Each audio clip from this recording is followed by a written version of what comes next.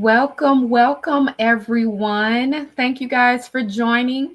We'll get started momentarily while we wait for others to join. If this is not your first event, usually we're going to ask you to drop where you're from, but today we're celebrating International Women's Day and Women's History Month.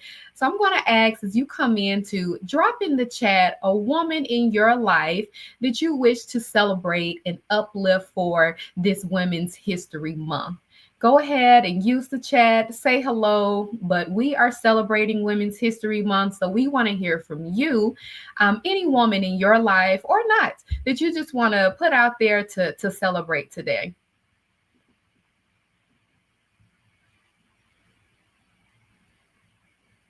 Welcome.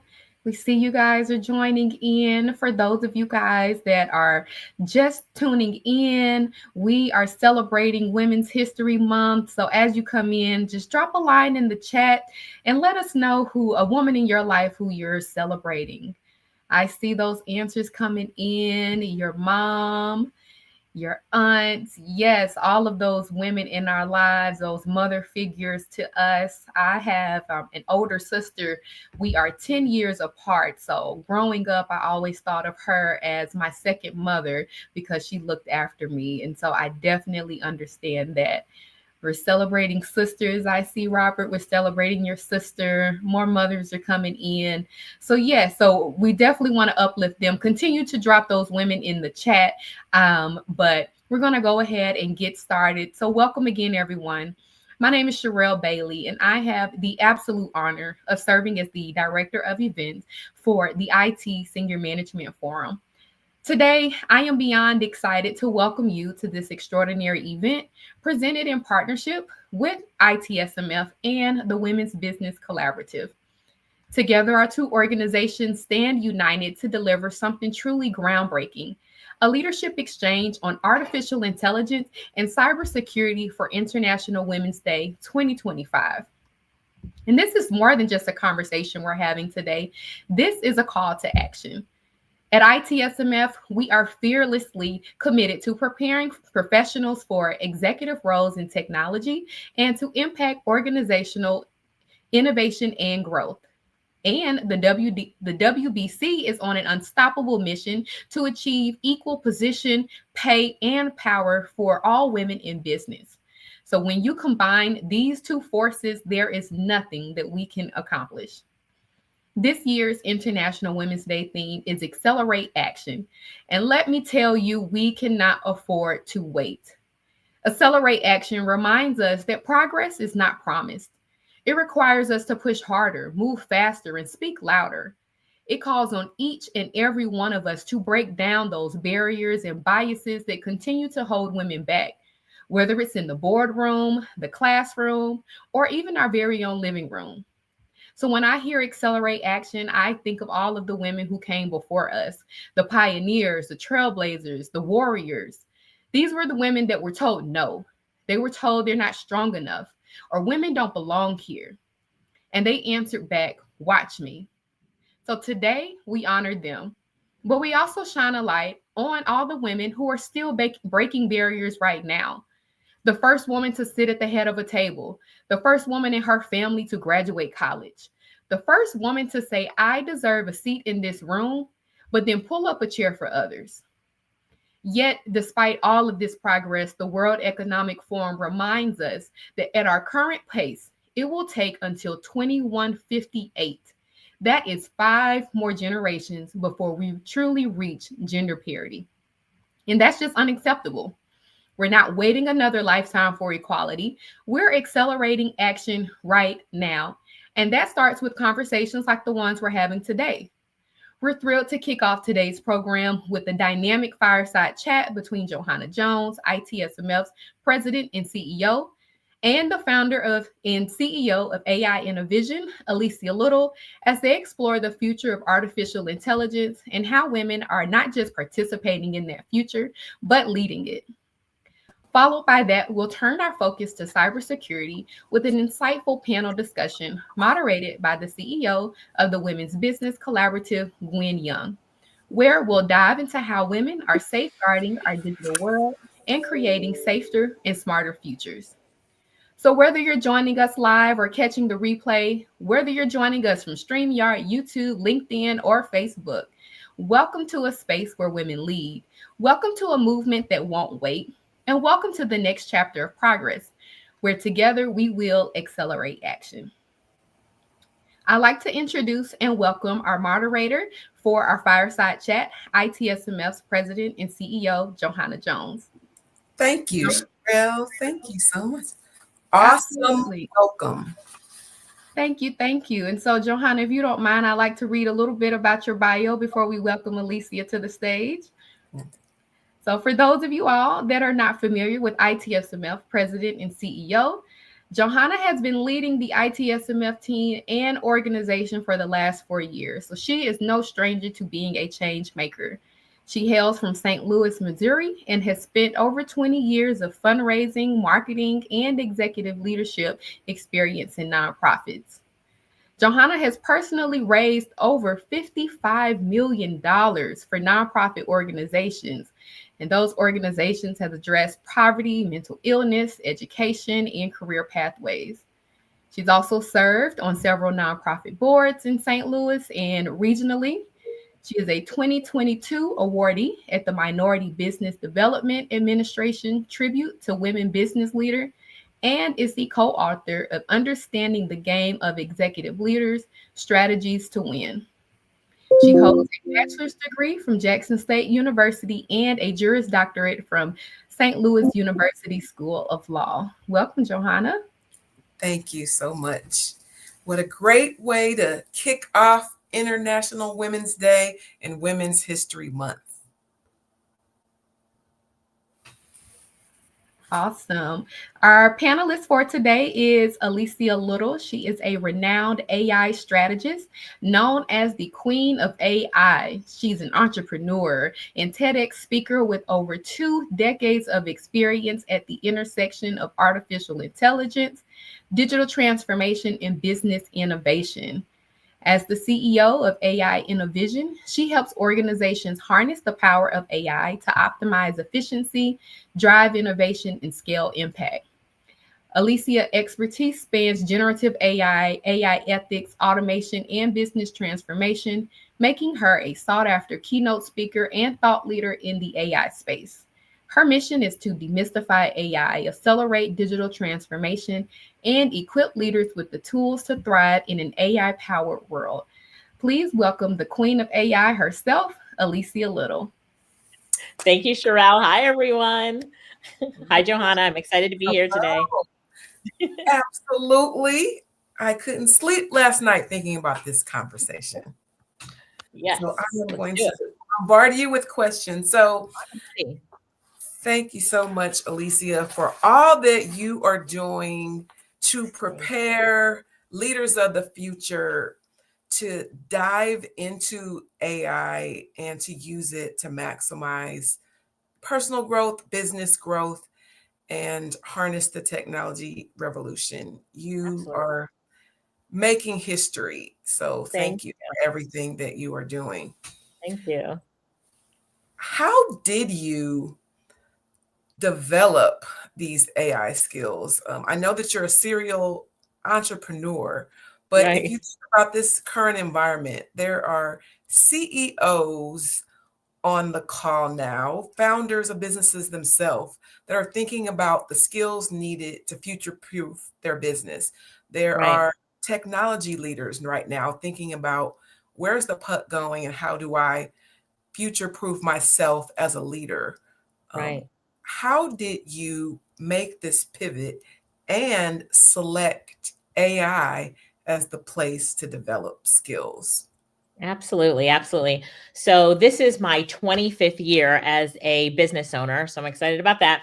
And I started off really in digital transformation, digital marketing, and we were using, different tools with AI in them, probably in those last 5 years before we pivoted to AI back in 2022. But here's the thing, the tools that we were using, these are like Jasper and Writer that had AI in them. they were good. They were great. They were doing well for us and for our clients. But when ChatGPT came out November of 2022, and I really got into it. So what I did was I locked myself up for 2 weeks, and I'm like, this is it. Cancel all my appointments. I am paying attention to this tool and how I can maximize it. I just felt a really, good connection with ChatGPT. And then I saw how impactful it was to my business, to our clients. And then I'm in business with my sister. I told my sister and our whole team, I'm like, our company is changing. We were known as a marketing company back then. I was like, we are going to completely pivot and go all in on AI. So I was like, I'm risking everything for the AI time because I love it. And I can see that this is what is going to be needed across every industry. Everything is going to be impacted by it. So we made the decision, we made the pivot, and it was a great one. So now here in 2025, I'm so glad that we made that pivot, and I go all in on it so that I can teach others what they need to know about it. I spend an enormous amount of time, as does my team, really learning and staying on top of AI. And this is where our passion is. So we're AI trainers, leaders, and that sort of thing. So good question. Absolutely. Absolutely.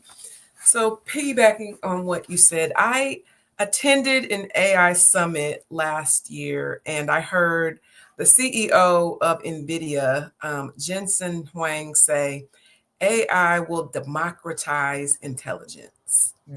Right. And what a powerful way to think about it. And I also read recently that there are over 9,000 AI tools. So when you think about the importance of AI in terms of making all types of intelligence accessible to you immediately, and then you think about 9,000 tools, where do we start? Good question. What is your favorite AI tool?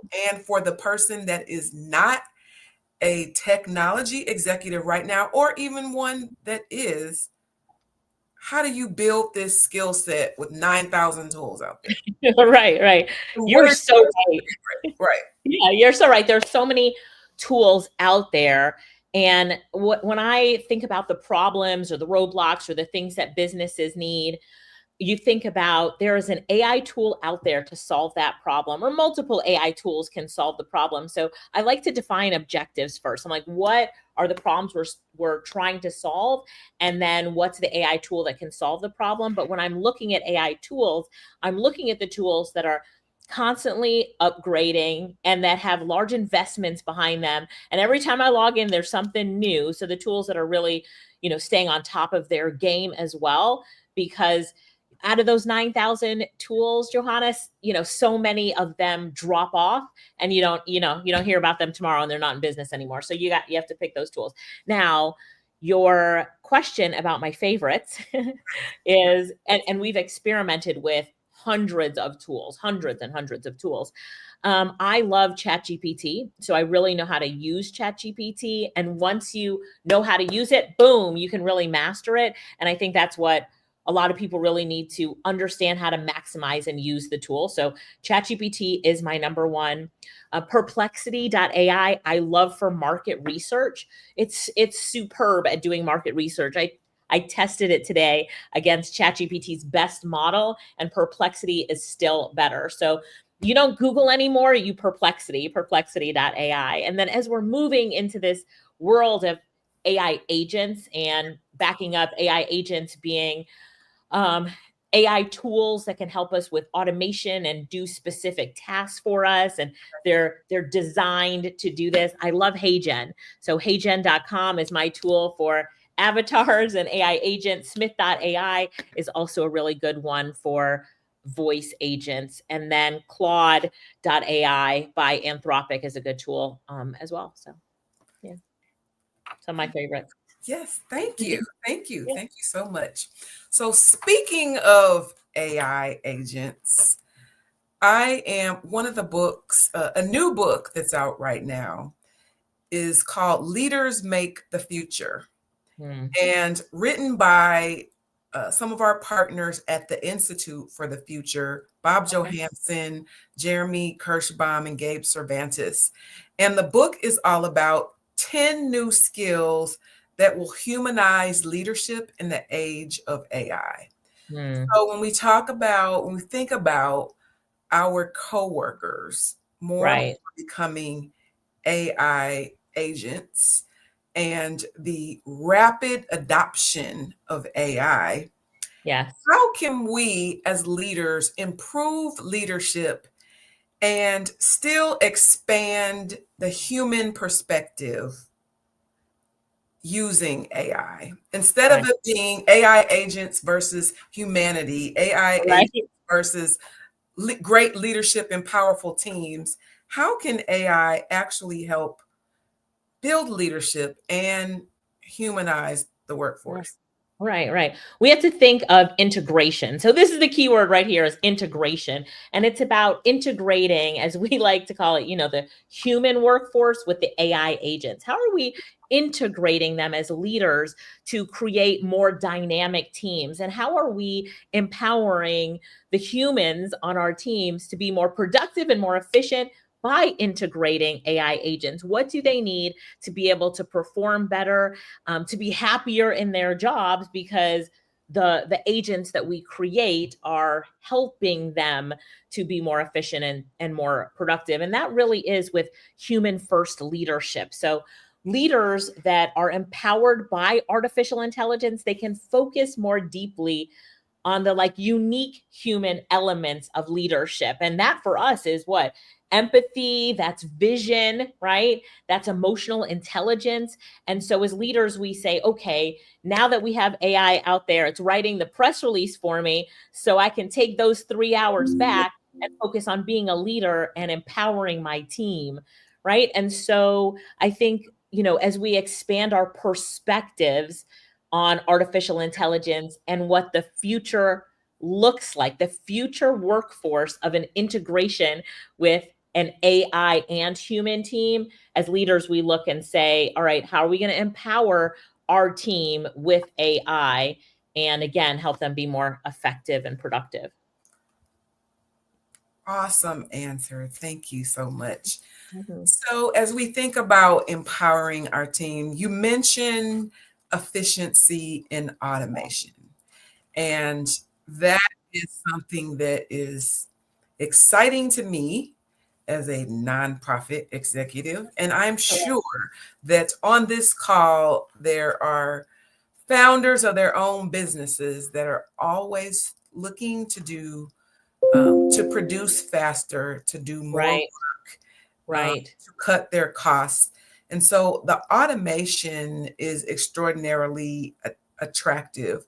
So how can executives prepare themselves and their teams for workforce transformation?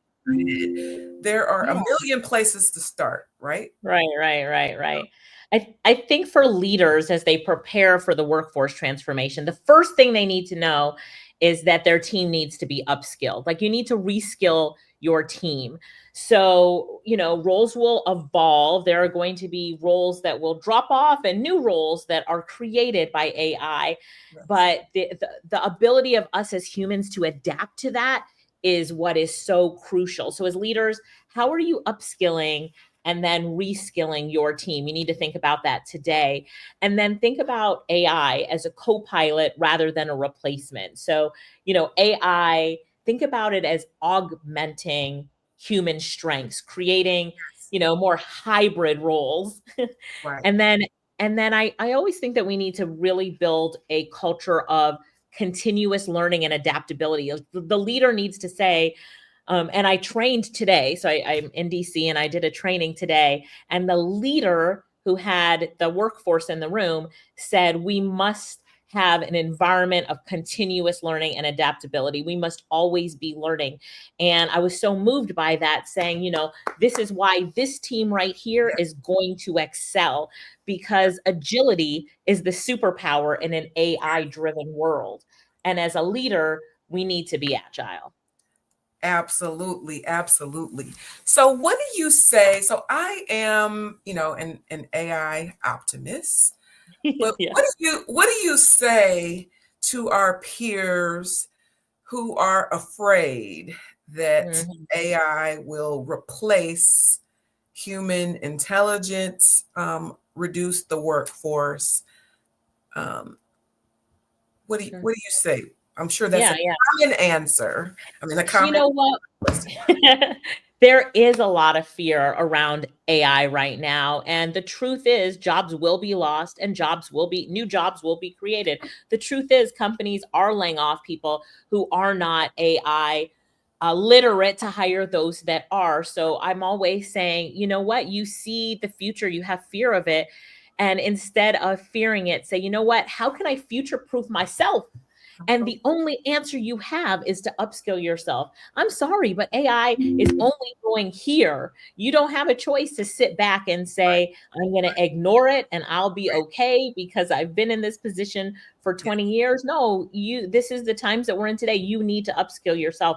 And really, it's just starting simply with doing a few simple things to get to know it. And you might not become as addicted to AI as I am, but being AI literate is so important and is the key. So even though you have the fear, but do it anyway. You have no choice. You have the fear. All right, acknowledge that you have the fear, but do it anyway and continue coming to sessions like this to learn the things that you need to know, because there are those of us who are teaching AI, who are shouting it from the rooftops. Let me help you. Let me show you some things. So see what you can learn from us and then keep building upon that, because you need to future-proof yourself. And the future is now. It's here. Speaking of the future, that is right. The future is now. So we've talked about the value in terms of future-proofing yourself as a leader. We've talked about the value in terms of the business case and helping to create efficiencies and grow business. Yeah. There's also a component, as we think about the trillions of dollars that are being invested by Fortune 500 companies in AI, there's also a wealth building opportunity. Absolutely. Right? Yeah. And so how do we make sure that women in the future, as AI continues to grow, as the opportunity to build wealth through AI grows, how do we make sure that women are represented in terms of leadership and innovation in AI? What strategies should we use to make sure that there's an opportunity for everyone to win and build wealth in this space, and that women are included in that? I like that. Everyone to win and build wealth in this space and make sure women are included in that. Drop the mic. That was really good. So here's the thing. Women are account for less than 30%. It's, depending on what role we're looking at in AI, between 16 and maybe 29% of different AI workforces and leaders in AI and academia. So yes, we're a smaller percentage than our male counterparts. But let me tell you something. When women go all in AI and learn how AI can help them to become more productive and efficient, you cannot stop a woman who AIs. Let me just say that. You cannot stop a woman who really, really gets into AI. And that's not just from the leadership role, but it's also from a personal aspect, because AI can help us in so much of our personal lives, from helping with things we need to get done in the family to great recipes. I mean, it just goes on and on. But we need to celebrate women AI leaders loudly and often. And this is something that we're doing today here. So thanks for that.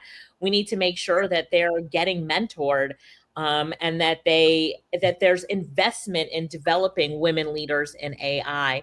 And then, strong communities that empower women leaders in AI are important. And then really champion like policies that are inclusive for women as we're working in AI. And then as a leader, you're saying, how can I make sure that I future-proofing myself and that I'm staying not just competitive, but I am at the top of my skill level by learning and implementing AI. Absolutely. Absolutely. That's a powerful charge as we go into my last question. Okay.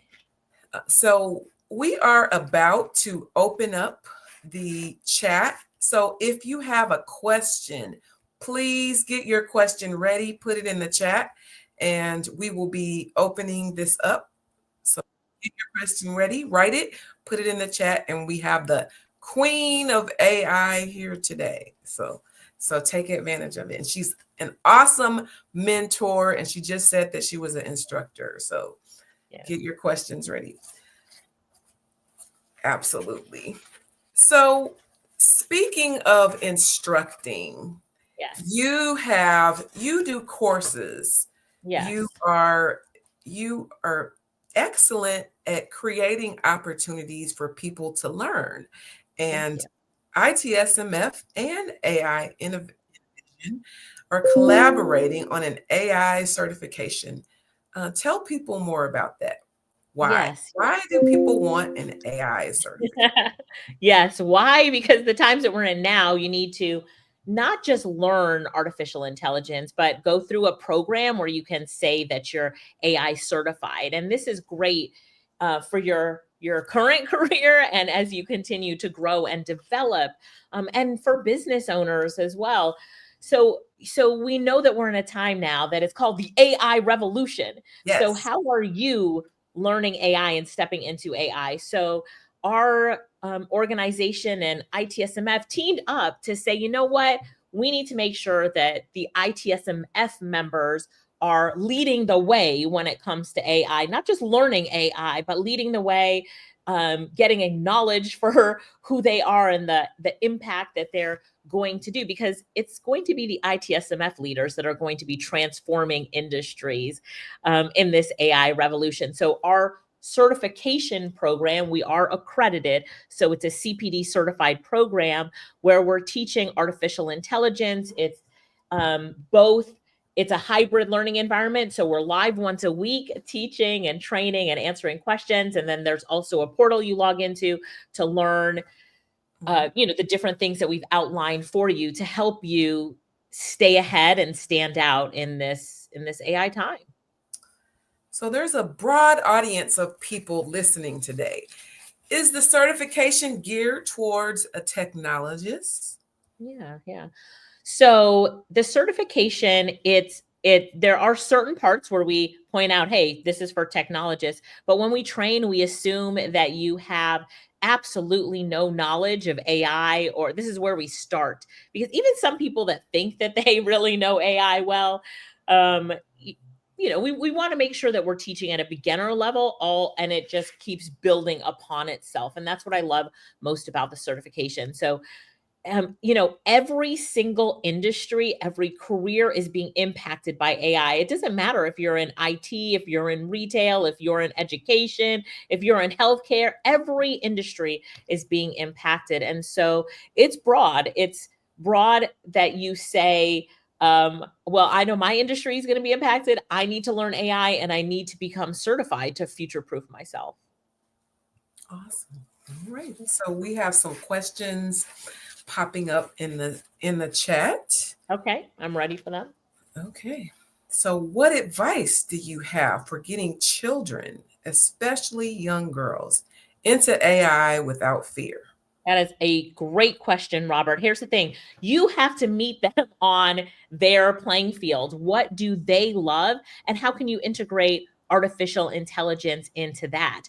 And then just showing them the different ways they can actually use AI. Whenever I teach AI, it's understanding, who my target is, and then how is AI going to benefit them. So I taught young girls at an event, and what we did was we went on a site, it's called Deep Dream Generator, where they could actually create AI art, and they loved it. And now they see themselves as AI artists, because I knew the girls in the room would love doing that. So it's about finding out, figuring out what they love, and then introducing them to an AI tool that can just blow their minds and take their creativity and their passions to the next level. Fantastic. Okay, another question. So earlier you mentioned your favorite tools, ChatGPT, Perplexity, and Claude, and there was a third tool that you Yeah. mentioned that someone missed. Yeah, sure. I mentioned heygen.com, HEYGEN.com. And HeyGen is great for cloning yourself and building AI agents. And I also mentioned Smith, SMITH.ai, which is great to have a live answer AI agent. So AI answers your phone calls and helps, whether it's with sales or real estate, whatever it is. Those two are my favorite for the AI agents that I was talking about. Okay. All right. So while our audience is getting their questions ready, I have one more. So I was reading earlier or last month that the CEO of Microsoft, Satya Nadella, surprisingly cautioned business leaders about the AI hype and said, make sure that you have your business case aligned with your investment, and specifically mentioned the hype decades ago around the dot-com boom, Right, and right. and the fast-paced rapid investment, and communicated and really cautioned leaders to have your business case and look at the economic factors in that. So, Right. in this world of rapid AI adoption Mm-hmm. and investment, Mm-hmm. what practical applications should executives prioritize to drive business impact? Right. Here's what I tell executives. It's just two words: measurable impact.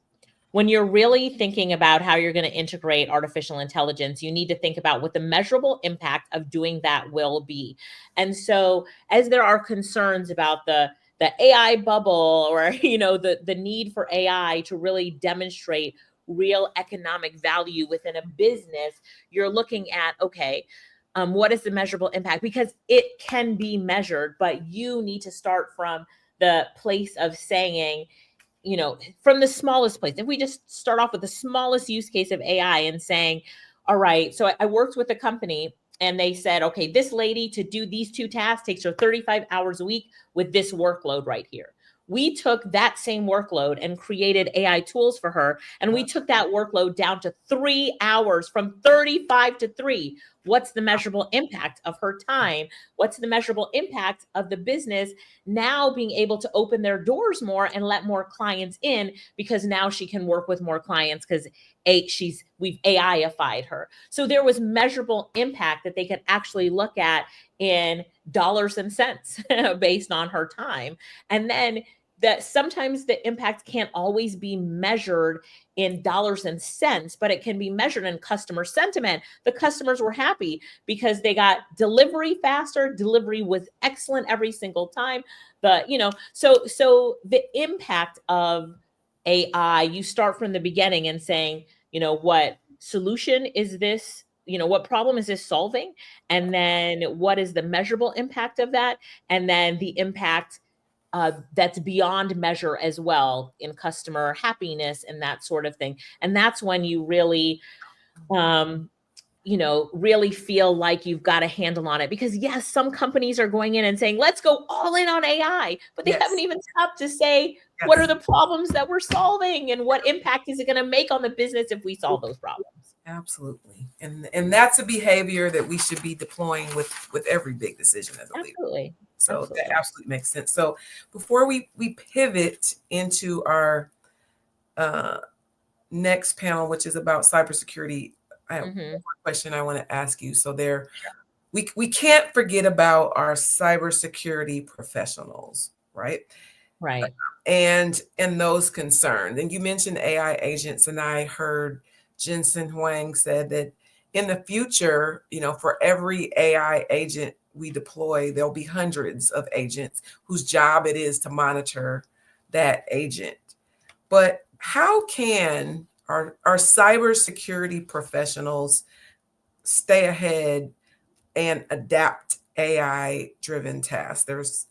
There's risk, of course, and if it is your job to protect organizations in terms of risk, what recommendations do you have for cybersecurity professionals to adapt some of their strategies and stay ahead of? Yeah, it's a good question because, there are companies and agencies who are not integrating AI yet because they don't have these answers. And the thing is that we do have to balance innovation with caution. So we need to look at from the beginning to always integrate security into the AI solutions that we're building. And so you can actually go to ChatGPT and say, I'm trying to build this. What are the security protocols that I need to put in place from a cybersecurity perspective? And, as we're developing security software, ChatGPT has told us that. So you always have to make sure that you integrate security and think about security first. And then from communications to customer experiences and data, it is so important based on, where you work and your protocols, what you need to make sure that you're focused on when it comes to mitigation and mitigating those risks. Thank you. Thank you so much for that. Thank you. I think we have time for one more question from the chat. Okay. All right. So from a certification perspective, do you recommend getting a certification on the more technical AI and ML side of things, or is it better to know how to use AI and the various agents and tools? Absolutely. Great question. And that might depend on what your job and your role is, right? Well, you took the words right out of my mouth. It might depend on what your job and your role is. So that is the right answer. But I will say from a broad perspective is companies now are looking for their people, or as new hires are coming in, they're looking for people who are AI literate. So it's important right now to just get your AI skills up. And then the thing is, it depends on what the role is. But I tell everybody, I'm like, you cannot lose with getting an AI certification. And so if you have the opportunity to get it with us in ITSMF, please jump in. We're excited about that. You cannot lose getting an AI certification. In the times that we're in now, upskill, get certified, continue to learn, and find those parts about AI that excite you, that you're passionate about. And that's when you'll see, oh, I love this part about AI. Let me go all in there. And you'll see that it's a winning strategy for you. Great answer. And you mentioned literacy, AI literacy earlier. So in a space where knowledge and the skills are rapidly changing, right? The opportunity with the certification is to really build literacy. So as a business leader, we're always reading, we're always learning, and our goal is to be able to walk into any room with a sense of intelligence and guide our staff. There it is. Yes, that is it right there. So you mentioned literacy, and so this is a skill set that to future-proof your career as a leader, no matter where you are, you have to begin to build literacy, and depending on your field, you can go deeper. And I'm celebrating what you just said and say, when you can use AI and confidently use it as a leader, this is when you are winning. And this will be your new superpower, right? AI will be your new superpower. So it's about AI literacy, confidently using it, managing it, being able to talk about it, and recognizing AI's impact. How is AI going to shape the team, the business, whatever you're doing, is so important. And so I stay on top of AI in order to teach others. And that's what our certification program is about. Absolutely. And because of you, Alicia, and your instruction, I have 2 girls that are graduating from high school this year, and young people today have really big ideas about what graduation gifts. And so one of my daughters wants to go on a trip, and she said, what about Brazil, Mom? And I said, no, ma'am, but I did put some of her interest in AI, and I said, recommend a trip for an 18-year-old girl who's interested in aerospace and engineering and cooking, and plan an itinerary for 3 days for X amount of money. And I did that because of you. I love it. I love how you put I love how you put the budget in there too, right? And now it will pull everything together for you. So what you just did there too saves so much time. We don't Google anymore, right? Googling is not for those of us who are AI literate. We go to AI to help give us the answers that we're looking for. Instead of searching through and interpreting all of this stuff in Google, just go to AI and ask your questions in the form of what we call a prompt. So I love that. Absolutely. And it recommended multiple locations, US and abroad. So thank you. I love it. I love it. Congratulations. That's thank you. Fantastic. Thank you. It is always a joy to spend time with you. Any parting words as we pivot to our cybersecurity panel on this International Women's Day, kicking off Women's History Month? Any parting thoughts? Yes. I would. Absolutely. I'd say, hey, ladies, come on. It is time to go all in on AI and ride the AI wave all the way to the bank. I'll see you at the bank. Yes, absolutely. Thank you, Alicia. You're welcome. Well, thank you, Joanna. And thanks, Alicia, as well. That was wonderful. Yes, Glenn. It's such a pleasure to be with you here this afternoon. We really value the partnership and looking forward to this great conversation you're about to lead. Thank you. No, I look forward to it as well. And I love the future is now. I love the optimism and the energy. So thank you for partnering on this and talking about these two kind of areas of opportunity and leadership that are so critical, AI and cybersecurity. Absolutely. A lot of exciting opportunities going on professionally and for businesses, and it's really important that we're prepared and thinking ahead. Absolutely. And it's a moment and an opportunity, right, to really kind of elevate all of us and, she used the word skill up and really take advantage of that opportunity during this time. So it's so exciting to showcase the women that are leading, including yourself, leading through this and showing where those opportunities are. Absolutely.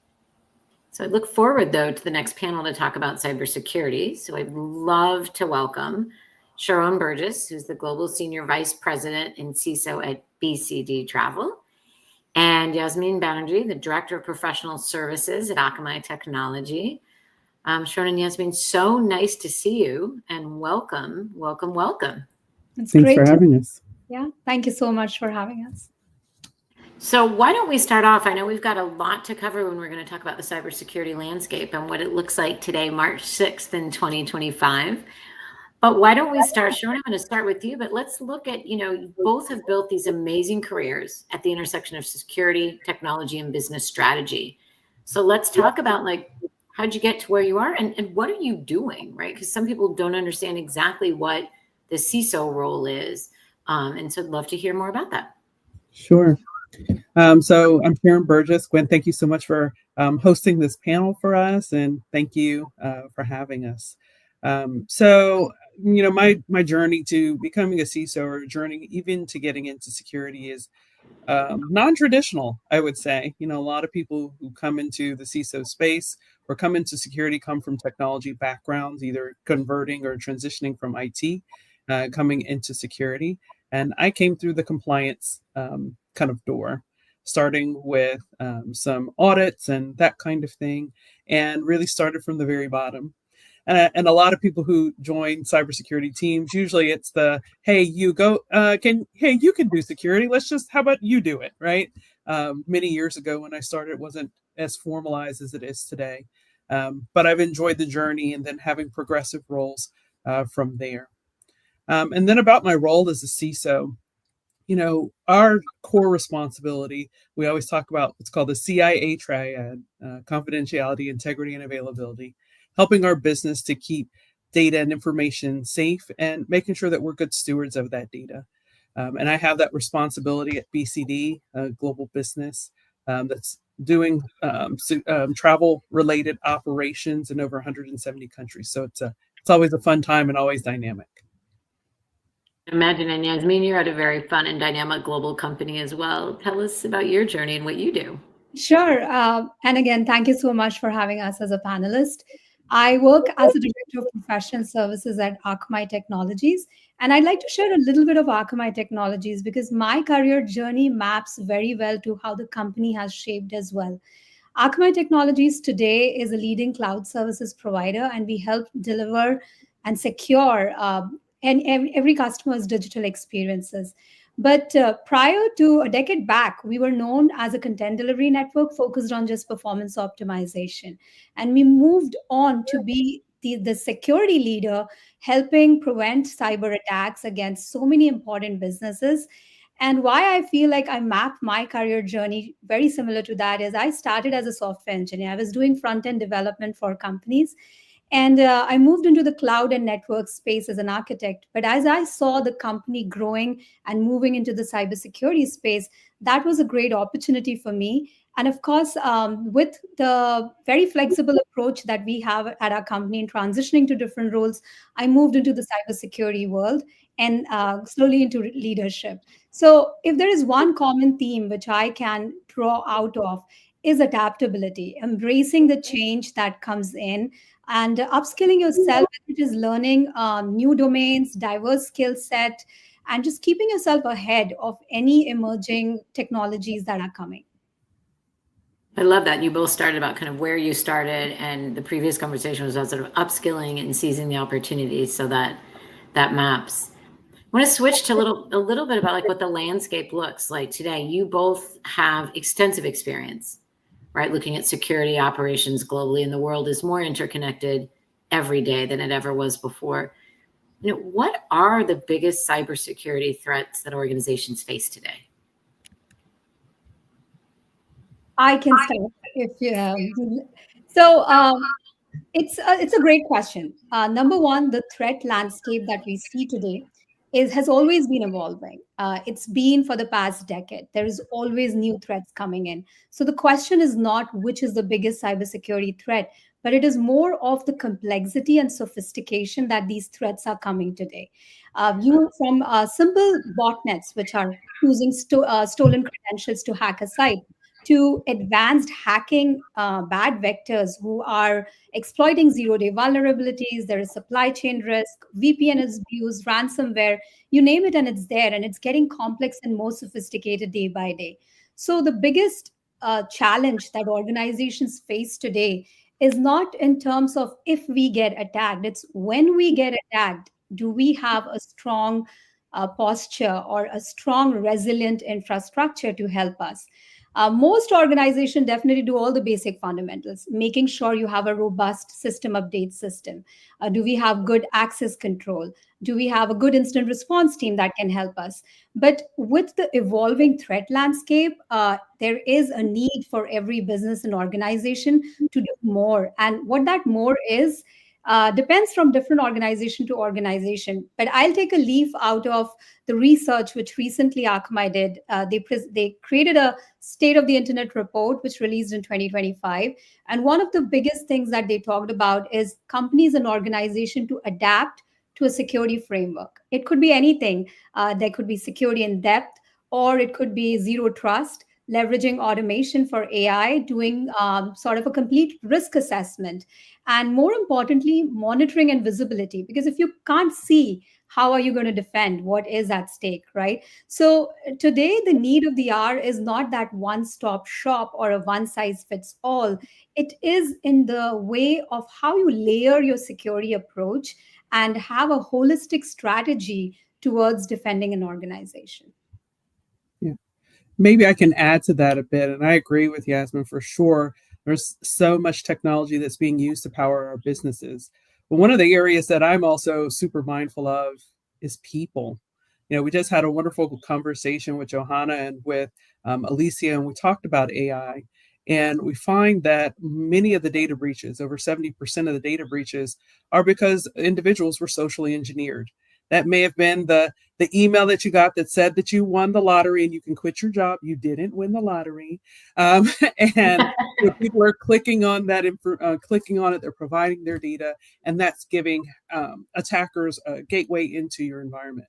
And so I think there's a lot of opportunity, and companies should really be focusing on their security awareness training, or their ability for their people to be able to detect security related issues. How do they train them for phishing simulation and the like? And I think the other piece is AI is absolutely wonderful. It's so cool to use, but it's also making it more difficult for us to do our jobs. One of the things that we used to train our employees on when you can detect a phishing email or social engineering is if there's misspellings or if the grammar is incorrect. Well, now I can take that email, that poorly worded email, and I can throw it into some type of AI related tool. And now I've got this perfect grammar, might even use some of the regional, sayings and the like to make that message seem more credible. So I think there's a lot that's going on there. Another thing that's really interesting, another trend, is this idea of insider threat. So a lot of companies, as they have globalized, are hiring people from all kinds of backgrounds. In some countries, you can do these extensive background checks. In some countries, you can't. And so those processes to bring in new talent, how do you validate that those people are good people, trustworthy people, and can have access to really sensitive information? There's been some cases, especially in state-sponsored related kinds of initiatives, where companies are hiring people who are, essentially hiring in spies. And so, how do you protect yourself to make sure that you have the validation processes, like Yasmin mentioned, some of those validation processes to make sure that you can trust those people, that they can have the kind of data. But those two areas around kind of social engineering and hiring insider threat, those are people issues. And I think that's really important that we've got to keep our eye on. I'd love that. I'd love to also, pivot to that. I'm smiling because I remember all of my anti-phishing and how to change your behavior. What does the regulatory landscape look like? I hear a lot, and especially right now with the new administration, state regulations, what strategies are executives taking to sort of maintain security, think about the regulations, and that really actually moves you into compliance with the regulations. What does that regulatory landscape look like? Yeah, I could start on that one. There are, I think, as Yasmin mentioned, around the frameworks. There's developing frameworks, depending on the industry that you're in. Of course, financial services has theirs, and then of course you have, healthcare, and you have manufacturing, et cetera. And so I think that there is a growth of regulation, but there's also a growth of those companies having to comply to regulation. So the SEC came out with new, especially in the security space a couple of years ago, around the need to provide kind of incident reports, if you will, filings if you were subject to a data breach. Now, is that really to help everyone have a safer experience working in digital spaces, or is it really just a way for companies to cover themselves and for the SEC to cover themselves as well? I think time will tell on that. But we're starting to see, especially with specific types of data, privacy regulations are continuing to grow as well. Mm-hmm. And they're coming out state by state, federal, and country by country. There's new regulations also in the space of AI. The EU AI Act, NIST, has come out with some regulation that, again, provides some framework and structure. So I think that there's going to continue to be this trend around regulation. You obviously will see more in the way of contracts as you have, B2B relationships and also with your customers. But I think that will be a continuous trend as people begin to, or individual companies and industries try to navigate the space of the digital evolution that we're seeing. I absolutely 100% agree. And in fact, that was going to be my first reaction. Just like we talked about how evolving the cybersecurity threat landscape is, even the regulatory compliance space is evolving every week, every month. So there are new regulatory informations coming, new compliance laws, and it becomes so crucial for any security leader to keep up to date into what's coming new. How does this apply to my organization? And does this impact any of my business processes? And how do I update it? One thing which we all can agree on is just like Alicia was talking about AI first. I think we should adapt security first for anything that we start doing. Compliance and security should not necessarily be just like a checklist that I need to complete this because it comes into my compliance or regulatory information, but more as something which comes naturally for everyone in the company. And I'd like to take a good example, which Apple did. With the privacy regulations in place, they embedded privacy by design into their operational processes. So whether it is embedding with encryption or managing user consent data or minimizing the data usage or the flow of data, they used all these security compliances into their design as a strategic enabler for business rather than a checklist. And taking a note from that, I think that is something which most organizations can start doing. But definitely a huge responsibility for all the CISOs out there to keep up with what's coming new, do the risk assessment, and then map those regulations to what matters to your business. Well, and you alluded to, both of you alluded to also being nimble, right? Yeah. Still being able to kind of be nimble, respond and change with that landscape, right? Because you don't want to get too caught up in the compliance or the regulation, the checklist, that you're not able to be as nimble, correct? Right. And Gwen, I want to add to that. I think that framework matters.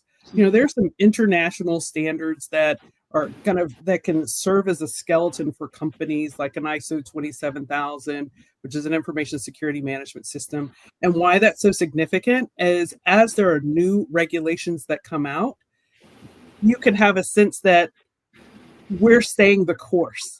Because it's very easy for companies to get distracted by, oh, this is coming out, let me pivot my entire business. I have to, redo my entire strategy. No, you don't.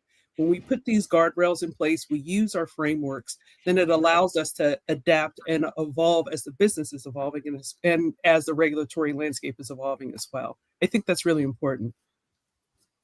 I love that. And I want to bring in kind of the last piece of it, right? Boards. Right, because whether it's AI or cybersecurity, there's training for boards. There's an expectation of an understanding. What are you seeing with boards and cybersecurity, and how important it is that board members are able to understand, pose the questions, and think through these frameworks? Go ahead, So, Yasmin. Yeah, sure. I can speak about it from a cybersecurity perspective. I think there has been like a growing focus on how strong and resilient the security infrastructure can be for their companies. And for boards, it has become more important also in terms of when you talk about resiliency, it's also redundancy. Do I have a backup? Do I continue to really depend on this one vendor that I have been? And most organizations and C-level suites have started thinking about what is my contingency plan.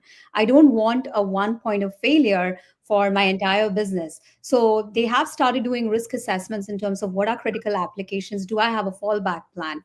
And specific focus on metrics which are more risk driven, like what is my risk appetite, what is using scoring models to try and see how critical my application is, how much investment do I really need to make to protect this particular application. So from a cybersecurity perspective, I think there is this growing need into focusing time, energy, and resources into the most critical applications, and also starting to think about backup plans and for business continuity.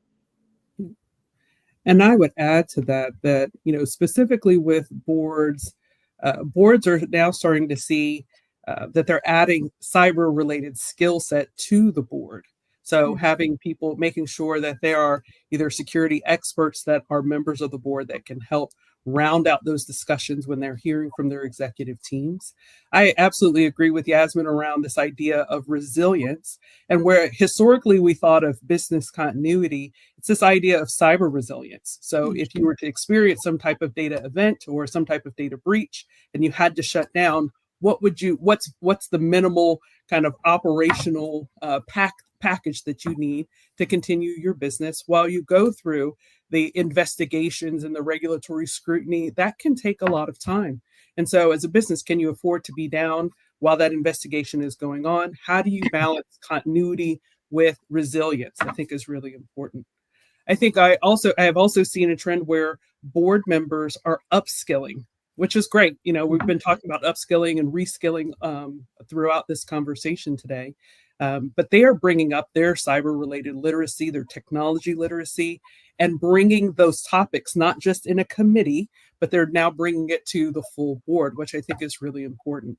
Executives need to be prepared to have those kinds of conversations and not shy away from it. I think it's really important to ask those leaders about cybersecurity and make sure it's part of their ongoing agendas. I agree. That certification. We built a women's cyber governance collaborative of 75 board directors and 25 C-suite with exactly that. I have one more area of risk before. Go ahead. Sorry. Oh, thought I heard somebody. I have one more area to talk about, which is before we move on to sort of talent and some other pieces. Is you mentioned it and you brought it up, Yasmin. Third-party vulnerabilities. We talked about the insiders, we talked about the people you hire, the people of the company. Now we're looking at, you're working cross-industry, you've got supplier diversity in a supply chain.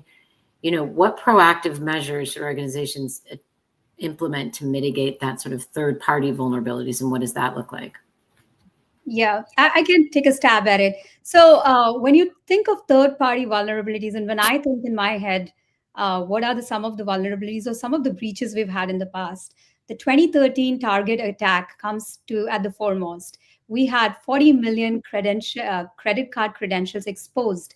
And to think of it that it happened because of a third-party vulnerability in an HVAC vendor is absolutely so surprising. So these aren't new threats. They've been there for the past decade and more.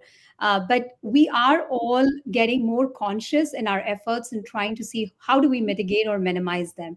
And I think many organizations have done that in terms of vendor risk assessments.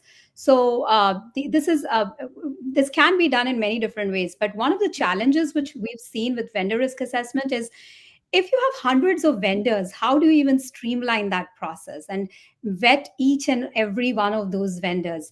So sometimes investing in some third-party risk management tool comes out very handy, where they can automate and outline the same process for you.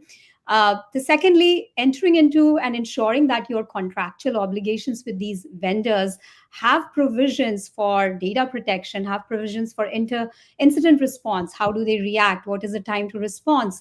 How timely would they let you know?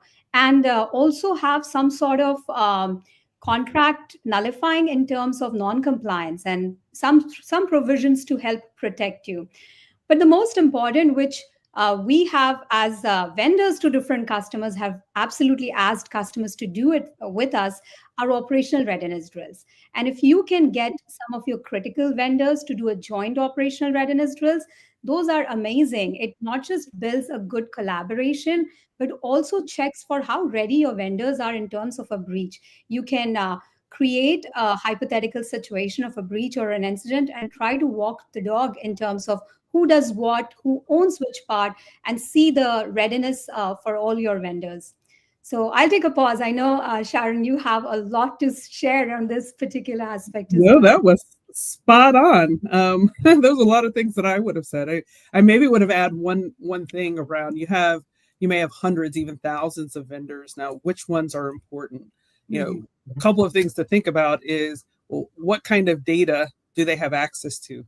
There are data types that are regulated that are very expensive should they be compromised. So you think about personal identifiable information. Anything that's like that gets privacy related laws involved and gets expensive if it's to be misused. I think the other thing that's really important is that companies, kind of in that idea of a risk assessment, is that they need to understand what's critical. If it's would you do a risk assessment at the same level as one of your key strategic vendors that powers the revenue generating systems within your environment the same way that you would a vendor that delivers your coffee?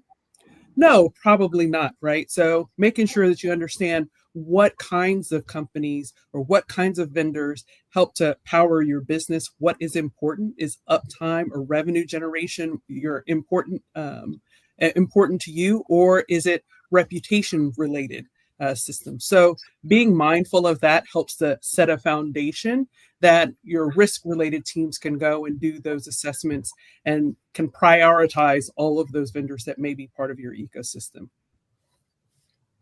Perfect. Yeah. Again, the framework in the ecosystem. So all of this work we're talking about, all these frameworks, all the things to think about, board, staff, there's a cybersecurity talent gap.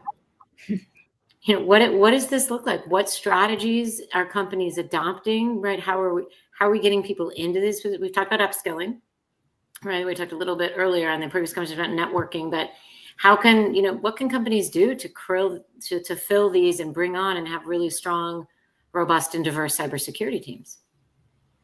Well, I'll definitely take a swing at that. This is one of the areas that I'm very passionate about, is growing cyber talent.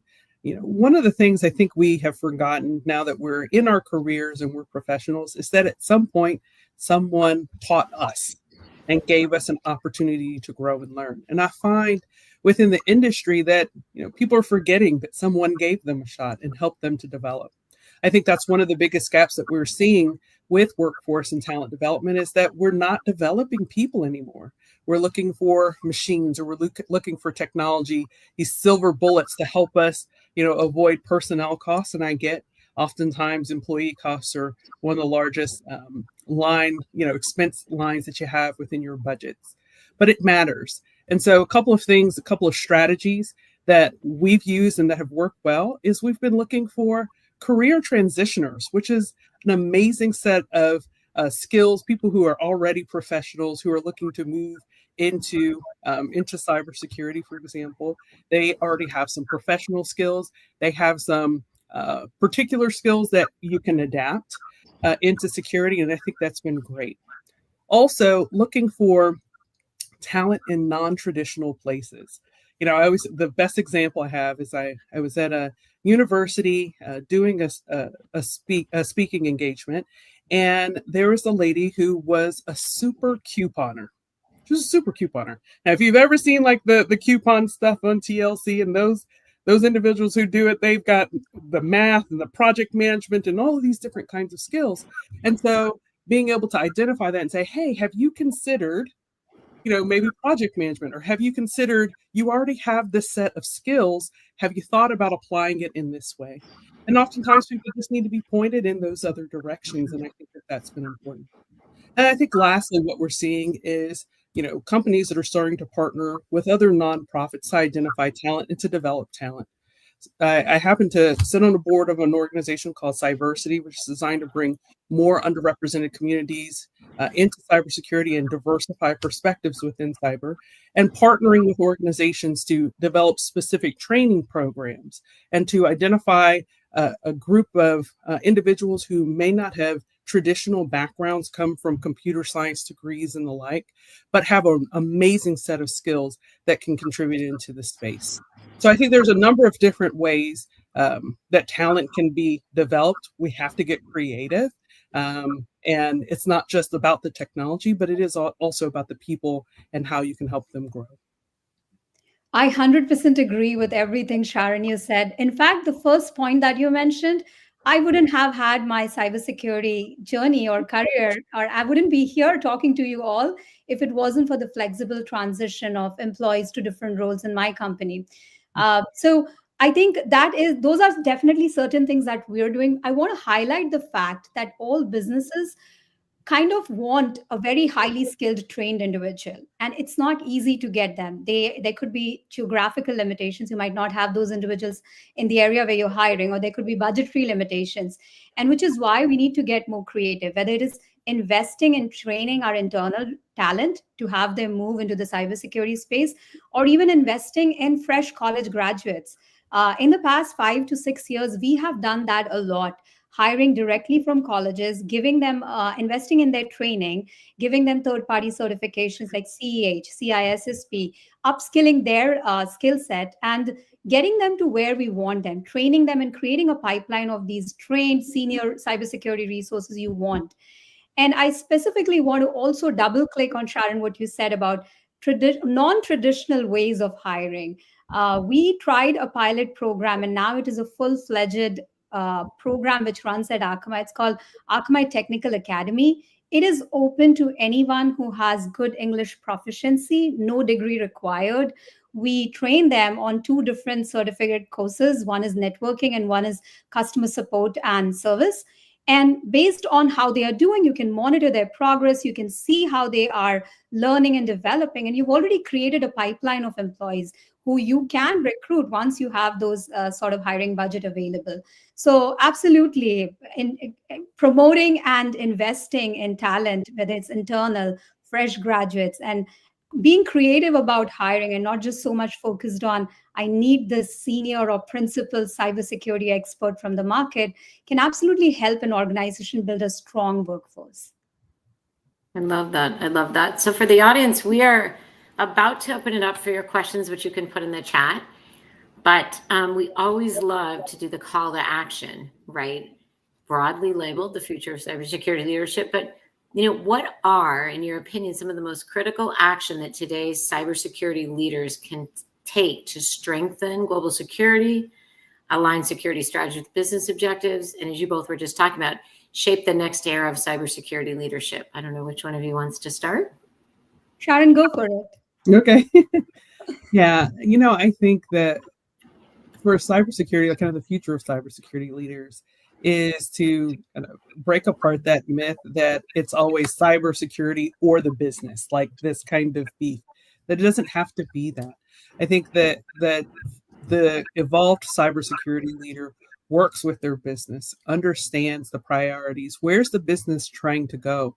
How can, as cybersecurity, how can we enable the business to go there in a safe way, in as fast as a way as the company wants to go? How can we even be ahead of them to help and enable those companies, but also to keep those guardrails?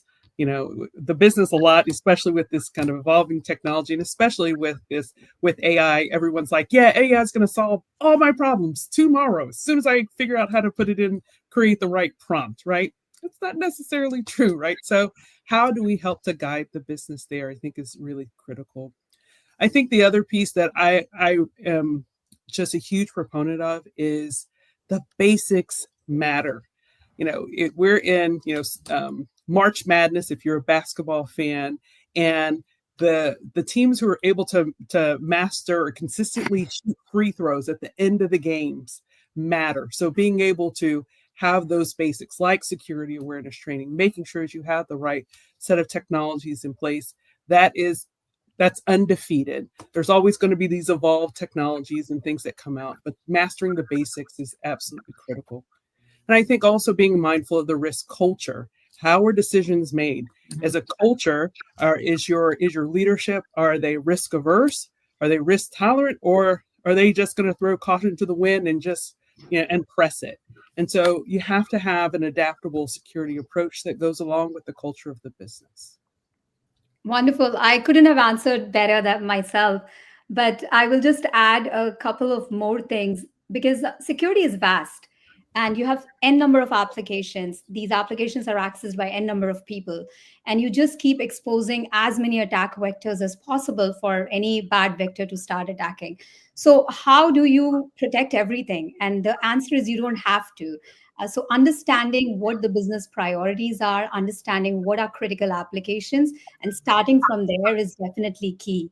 And the second is, Sharon, which you covered at the right at the start of this discussion, is building that security first culture within the organization. Security doesn't have to be something which just the CISO's office does as like one awareness campaign. It is everyone's responsibility. So continuing to do awareness campaigns and helping everyone understand that a breach or an attack doesn't just result in monetary loss. It's a loss to the brand. It is a loss in customer trust. And it's a much bigger than just financial impact. So a lot of things that most organizations do and should continue doing is these different campaigns that they have, the phishing example emails which they send and say who's going to figure out whether it is a phishing email or not. And I think making it fun, gamifying the system a lot, so security becomes everyone's responsibility and not just something the CISO does. Mm-hmm. Part of that culture piece that we're speaking about. So let's go to the audience and see what questions they have after this rich discussion, from anything from the issues to the talent. So Elaine, is cybersecurity is a high pressured field, which I heard you saying a little bit, Yasmin, long hours and constant threats. So how do you manage, in her word, work-life balance while leading in this demanding space? I'd say it takes practice. I was lucky enough to join the cybersecurity world when I didn't have any kids, and I could devote as much time as possible tracking down different attacks and figuring out what the logs tell me. But as you grow old and you start having more priorities with kids, driving that work-life balance definitely gets very difficult. What I've learned, and it works a lot, is giving yourself some micro breaks, even if it is 2 minutes, just sitting and clearing your mind, and before you jump into the next big fire which is out there. That helps. And I wouldn't say like, and also making sure that your company and the organization you're working for has some sort of a fallback plan. If you are 24/7 on call supporting customers, that's not healthy in any way. The way we do is people work in shifts. So if there is 2 days in a row they are supporting an active attack, they do get 2 days or 3 days to chill out and take work at a much better pace. So having that balance, which should be a company initiative, and if it's not there, this is something which you should try and get your management to actively look into. How do we ensure we have good backup systems, good and to help this employee morale? And of course, for your own mental space, try to take those micro breaks. That has helped me a lot. I would add to that. I think that's great. One thing I learned is that work is consuming. You think that you've gotten to the end of your list, and somehow there's more stuff that still needs to get done, and your work will take as much as you give it. It's unquenchable. I think one of the things that I've done is I've started taking vacation when my daughter is out of school. I mean, they have breaks on purpose with their schooling, and so that's an opportunity to block your calendar and spend that time with your family. I think we have a unique opportunity, especially as a mom, to show our kids what it's like to be both a really great mom and to be a powerful executive and to be a powerful leader. And it's okay to do both, but they also need to know that, when they want to talk and they need to sit down, that you're available. In cybersecurity, burnout is absolutely real. We talk about this often within CISOs, especially as our teams go through these data breaches. It really burns them. And so I think just taking that vacation time, knowing that you're never going to get everything done, and it's okay. It will be there tomorrow for you. So that's fine. But making sure that you take those breaks and recognize the time with your families. Now you have to take it. Intentionality is important about that. So second question is, do you recommend getting cybersecurity certifications? And if so, are there particular certifications that you both recommend? It depends. Are you in the cybersecurity field really helping your customers do prevent attacks or actively mitigating the attacks? If yes, then yes, you can start off with cyber certificate, a lot of different certifications, and we can list down a few. But if you're new to cybersecurity, I wouldn't recommend going directly into getting yourself cybersecurity certification. You could start small. I'll give an example. When I first was moving from a cloud space to the security space, it started very small. Like, I have this traffic from this particular IP, can I block it? Or I have traffic coming from this geo, can I block it? So trying to get some hands-on experience to learn more about security would work before jumping into definitely a lot of security certifications. Now, if you are somewhere into the beginner and intermediate level, you've dabbled your fingers with a lot of security related activities, then definitely there is CEH, which is Certified Ethical Hacking. There is CISSP. GSEC also offers a lot of certifications. Some are tailored to be more technical, some are tailored more in terms of compliance, regulatory, as well as what you need to do to manage an event. So there are a lot of different certifications, but what I do see a lot of our security architects take are some of these CEH, CISSP, GSEC certifications, etc. And I would say if you're new to this space, I think the first thing is just around kind of a self evaluation. What kind of skills do you have that are natural, your own gifts, that you might be a really great problem solver, someone that's a critical thinker? Knowing those kinds of gifts that you have, and then becoming aware of all the different kinds of job roles within security. It's not just hackers. There's all kinds of different roles and skills, all kinds of needs within a security organization. So becoming familiar with that, and then being able to map to the kinds of certifications that are needed. There's what's called the NICE framework that's come out with knowledge, skills, and abilities that one would need to be successful in a particular role. So you can, if you think you are analytical and you're compliance driven, you might be a great auditor. So what kind of skills do you need? What kind of certifications map to that is really, really helpful. But getting as familiar as you can, ask some people who are doing the kind of job that you might be interested in and ask them about their journeys will help along that way. But I agree, there's a number of different certifications. I'd add Security Plus is a really good basic one. ISC2 had a new certification around it's called a cybersecurity certification, which is a really great entry level one. And then it goes on from there. Love that. Love that. It all comes back to your strengths, what you're looking for, what job you're doing, right? And what you can do to upskill or be relevant in what you're wanting to do. I have another question for the moment. We talked a lot about the risk, we talked about the ecosystem, and I think Sharon, you said it, how risk adverse is your culture, your client, or Yasmin, you might have said that. And we talked a little bit before, cyber insurance coverage. We're a 501c3. We got our cybersecurity insurance last year. What does that look like? What recommendations do you have about that landscape?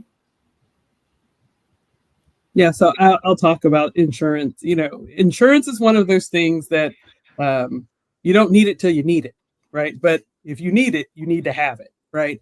And so, a lot of companies are, most companies are carrying some level of cyber insurance. If you're not, you need to have it. And it helps with some of the big ones, like the big related incidents that you may have. One of the things to be mindful of, especially as executive leaders, is around your deductible versus the cost of those related data breaches. So, for example, if you have $1 million deductible and the cost of that data breach is $50,000, would you pay $1 million to get $50,000 worth of coverage? You've got to balance some of those things out. There are also multiple policies. And then there's a lot now, there's more competition in the cyber insurance space. So premiums have gone down over the last couple of years. And this is also why your cybersecurity teams are really important, because your cybersecurity teams, as they implement different kinds of controls, frameworks, attestations, can help to keep your premiums steady. So you won't see increases maybe year over year because your insurance carriers may see you as a good risk, or that you have a set of controls in place that is less likely requiring them to pay out. And so, but insurance is something that is really important to have. There's a lot of insurance carriers that are now starting to do more work, more scrutiny on companies to make sure that they are insurable. But that also means, again, when you think about this idea of the frameworks and control set, any insurance company would be looking for a reason not to pay. And so making sure that you have implemented those requisite controls, or at least basic controls, so you don't show negligence, is really important. But I think insurance is an absolute strategy. It's an absolute necessity for companies. But there is a way to balance that with the breaches that you may experience, or the incidents that you may experience, and how much you pay out. Wonderful. The only one thing which I would add to everything that Sharon has said is do not assume that everything would be covered. And I think, Sharon, you touched about it as well. Not all vulnerabilities or not all attacks or breaches would be covered. So read the fine print and what you're really getting into. And the second would be, let's not try to treat an insurance instead of a strong cybersecurity posture. That's one of the common mistakes we end up doing, that we have the posture. But Sharon alluded to it as well. If you're failing to meet compliance, or if you're not really having a strong cybersecurity posture, you might end up paying really high premium. So it is best to invest in your own cybersecurity first, and then think about what insurance you might or might not need. Perfect. Yeah, part of an ecosystem and really looking at the organization. I think if there are no more questions from the audience, we have another one, which is fantastic. So, if you do have that strong technical background, Sharon, what are the skills and experience that are most important if you're going to take that leap to the CISO position? I think a lot of the times the biggest skill, or the most that you need, or the different types of skills you need as you go into leadership, is people skills. Now, your ability to, influence others, or to, develop strategies for your team, to set a vision for your team and have people go along with you to deliver to that. Those are people skills, team building skills. I find a lot, especially in technical spaces, that technical teams have a hard time, or heavy technical leaders have a hard time transitioning to CISO, because there's this perception that, they're just technical, or they'll tech speak me to death, and I have no idea what they just said. And so, being mindful of the people skills, your ability to relate to others, to be a good listener. It's these kind of more essential or business related skills that I think is a differentiator between those who are kind of staying as individual contributors versus those who are looking into leadership levels and into a CISO related role. Yeah. One other soft skill which I would like to add is, one of my really good leaders mentioned once, are you thinking 3 levels up? And that has a really deep and big meaning. In my limited capacity, I could be thinking about a problem in so many different ways. But what is my leader, their leader, and their leaders are talking about? Because that's where the business priorities come into perspective. You might have a great idea, but does that great idea really align with what the business is looking for? And having that understanding and being able to be nimble to change your ideas to the changing business priorities is a huge one as well. I love that. And that seems great. Are you thinking 3 levels up? That has so many meanings in terms of what you were saying and all the conversation that we've just had for the past 40 minutes. So I would like to thank both of you for this great and really rich conversation. And I want to thank ITSMF, Joanna and Sherelle and Dawn, Elaine, and the whole team for doing this with us on March 6th, the kickoff International Women's Month. And I want to thank you, Alicia, Sharon, and Yasmin, for your leadership, your time for this panel, your insights, expertise, wisdom, optimism, and wishes. And I want to say to the entire audience to continue to engage. Ron talked a lot about the people skills. We are a collaborative at WB Collaborative. We work really closely with ITSMF. And what we do is find those women and men and those individuals that are leaders across the landscape and talk about what that looks like and connect. So I appreciate all of you. The theme of International Women's Month has to do a lot with action and faster together and legacies for the next generation. So let's build this. This is where we're going. You heard this. This is the future.